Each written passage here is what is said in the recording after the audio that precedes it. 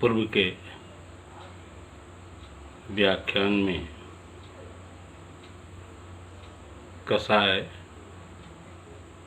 द्रव्यों की चर्चा हो रही है। यह चरक चिकित्सा स्थान के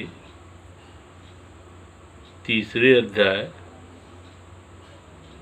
ज्वर की व्याख्या, जिसमें कषाय की व्याख्या चल रही थी। अब यहाँ से आगे घृत का महत्व आचार्य प्रतिपादित कर रहे हैं।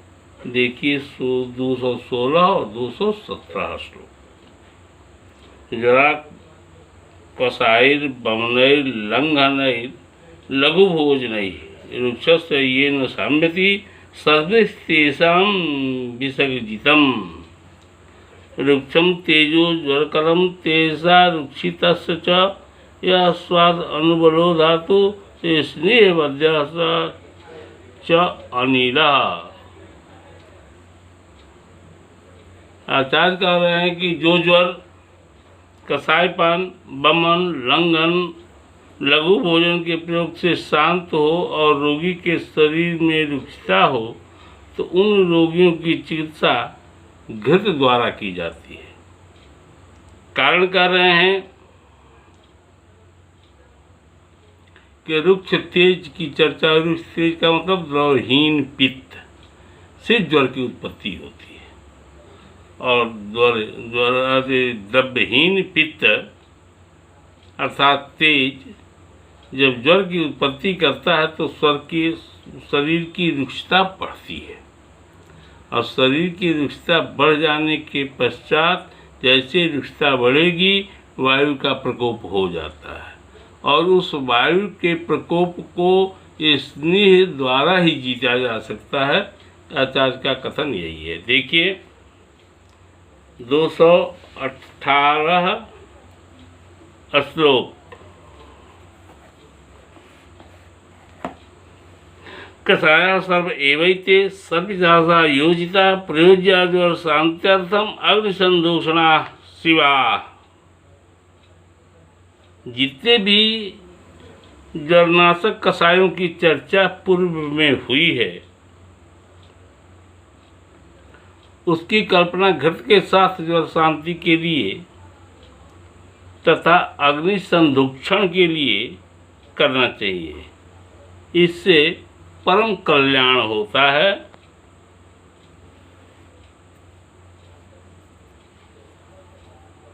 आइए 219, 20 और 21वें श्लोक पर यहाँ जोग आ गया। इस जोग का नाम है पिपल्यादिघृत।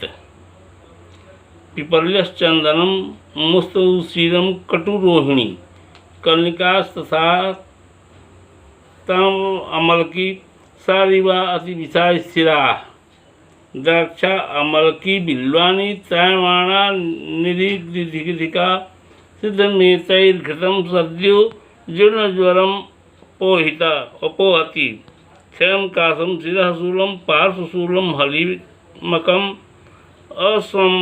असंभीतापमग्नि च विषमं संयक्षति। पीपल, चंदन, लाल चंदन, खेत का मोथा, खस, कुटकी, इंद्रजौ, भुआवला, सारिवा, अतीस, सरिवन, मुनक्का, आंवला, बेल की गुद्दी, त्रयमाणा और भटकटैया का मूल, इन द्रव्यों से सिद्ध किया हुआ घृत शीघ्र ही जीर्ण ज्वर को दूर करता है। साथ ही जिसके शरीर में क्षय हो, काश हो, शिरःशूल हो, पार्श्वशूल हो, हलीमक हो, अंश प्रदेश का दाह और विषम अग्नि को दूर करने वाला है यह घृत, पिपल्यादि घृत। अब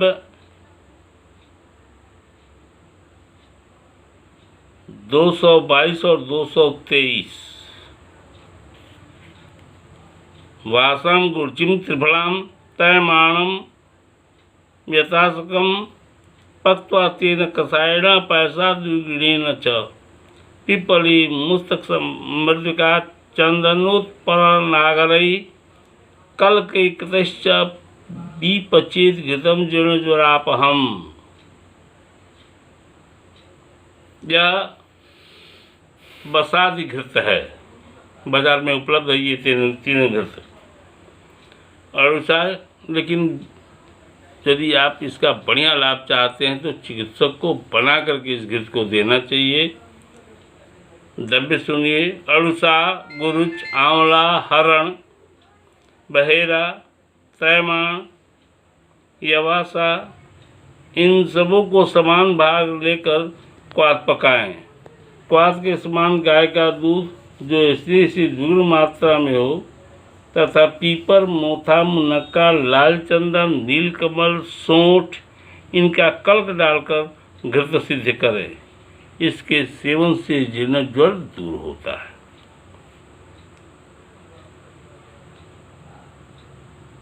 दो 224, 225, 226 यह बलादि घृत है, बहुत प्रयोग होता है इसका। बलाम स्वदंष्ट्रा व्यति कलसीम धावनीम स्थिराम निम्बम परपटकम मुक्तम तयमाणाम दुर्लाभाम प्रियार्थे दद्यात् अमलकिम सटिम द्राक्षां पुष्कर मूलम च मेद अमलकानि च घृतं पयश्च तत् सिद्धं सर्पीज्वरहरं परम क्षय का शिरसूल पार्श्वशूलांस्तापनूत। बरियार का जड़, गोखरू, छोटी और बड़ी भटकटैया की का जड़, पिठीवन, सरीवन, नीम की छाल, पित्तपापड़ा, मोथा, तयमाणा, दुर्लाभा इन सब द्रव्यों का क्वाथ और भूमि आंवला, कचूर, मुनक्का, पुष्करमूल, मैदा, आंवला इनका कल्क बनाकर दूध के साथ सिद्ध करें। यह घृत ज्वर को दूर करने में उत्तम होता है। क्षय, काश, शिराशूल, पसलियों की पीड़ा और संताप को दूर करता है।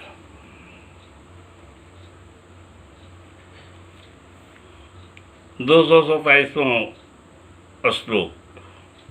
यहाँ पर आचार्य संशोधन की चर्चा कर रहे हैं।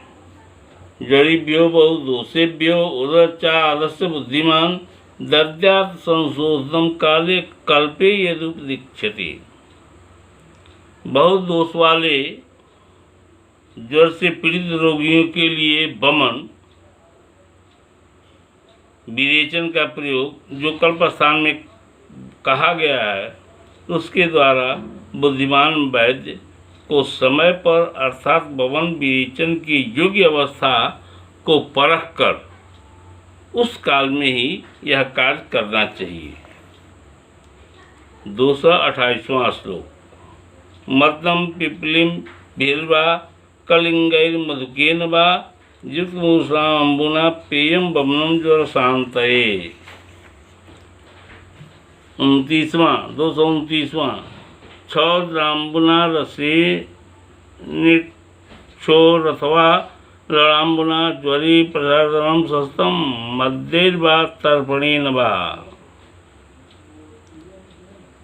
आप सिद्धि स्थान का व्याख्यान सुने हैं और वमन के लिए मदन फल की चर्चा वहाँ आई है, इसीलिए पहले आपको सिद्धि स्थान पढ़ाया गया है।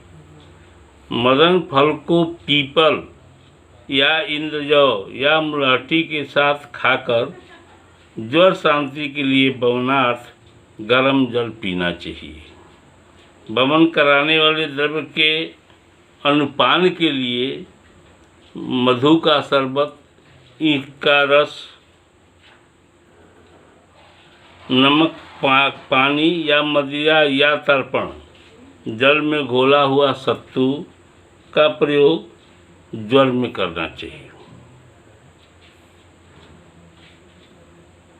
230, 231, 233।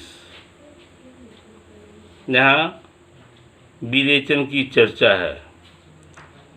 मृदुका मलकानां वारसं प्रसास्कंदनं पिबेत् रसम अमलकानां वाग्घृतभृष्टं ज्वरापहम् देह्याद्वा त्रैवृत्तं चूर्णं संयुक्तं मधुसर्पिषा पिबेद्वा क्षौरम् आवाप्य संघृतं त्रिफलारसम् आरोग्यबद्धों वा पैसा मृदुकानां रसेन वा त्रिवृत्तां त्रयमाणां वा पैसा ज्वरितः पिबेत् ज्वरादि विमुच्यते पीत्वा मृदुकाभि सहावया पयो अनुपान उष्णं वा पीत्वा द्राक्षारसं नरः। मुनक्का का क्वाथ और आंवला का सोरस दोनों को समान मात्रा में मिलाकर पीना चाहिए। विरेचन की चर्चा हो रही है, विरेचक द्रव्यों की चर्चा है। अथवा आंवले के रस को घृत में भूनकर पीना चाहिए, इससे ज्वर नष्ट होता है। इसके प्रयोग से विरेचन भी होता है।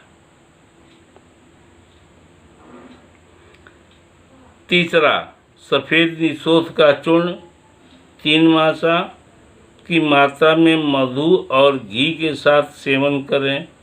अथवा चौथा योग, त्रिफला के क्वाथ में मधु और घृत मिलाकर पान करें। 5वां योग, अमलतास की गुद्दी को दूध के साथ। या 6ठा योग, मुनक्का के क्वाथ से। 7वां, सफ़ेद निशोथ के चूर्ण को। या 8वां, त्रयमाणा के चूर्ण को गर्म दूध के साथ ज्वर से पीड़ित रोगी पान करें। 9वां योग, मुनक्का के क्वाथ से हरण। अथवा 10वां योग, अंगूर के रस को गर्म दूध के साथ पान कर ज्वर से पीड़ित रोगी ज्वर से मुक्त हो जाता है और उसे विरेचन भी होता है। 234